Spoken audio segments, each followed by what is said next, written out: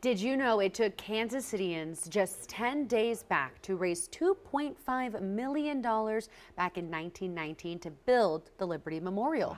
Wow. 100 years of Liberty Memorial history is being celebrated in a new exhibit that opens this weekend.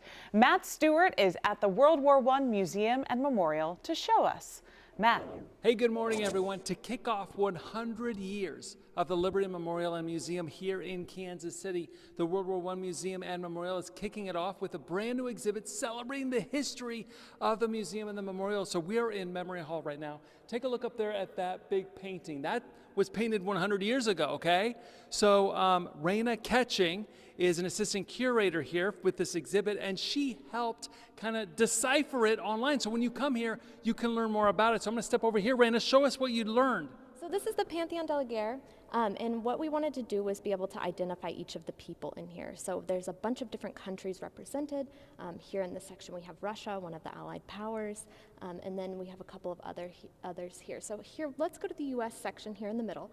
So when we click on this section, it will tell us a little bit about the United States, and then we can click into each person. So obviously we have Woodrow Wilson here. It gives a little biography about him and also an image as well. This is amazing because a lot of times when you look at a painting, you have no idea what you're looking at, right? And with this technology, you'll be able to. And as we take a look at the rest of this exhibit, Raina, tell me a little bit about how cool this is to be able to celebrate 100 years of history here at the museum. So this painting itself has a lot of history with it as well, because like you said, it was painted over 100 years ago during the war. So what we can see is that we have a bunch of different works of art in here. So when we were thinking of the exhibit, we had to think about how the space itself is an artifact, how we have all of these images, all of these paintings, and how we could make those come to life here in these different interactives.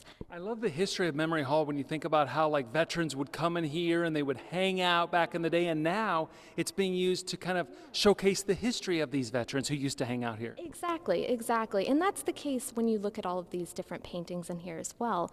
They were painted throughout the years that Memory Hall was open. So some of them in the 20s, this one later in the 50s, added in here. So it becomes this sort of alive space for people to get to enjoy. How great is it to utilize technology and new lighting to really bring this to life? Yes, so all of the paintings have new lighting highlighting them now, so they all look so much brighter than what they looked like before, which is really nice. And then with the technology, like you talked about, you get to see all of the different people that are in these, as well as the 441 Kansas Cityans that fought and died during the war.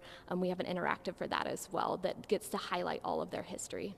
Raina, thank you very much. And so, yeah, let's just walk over here real quick because I do want to show you this, how cool they made all this, kind of describing the architecture and everything that went into this. It's just really, really neat to be able to kind of make this interactive and really get you into the history of this museum. And as Raina said, 441 people from Kansas City died in World War I.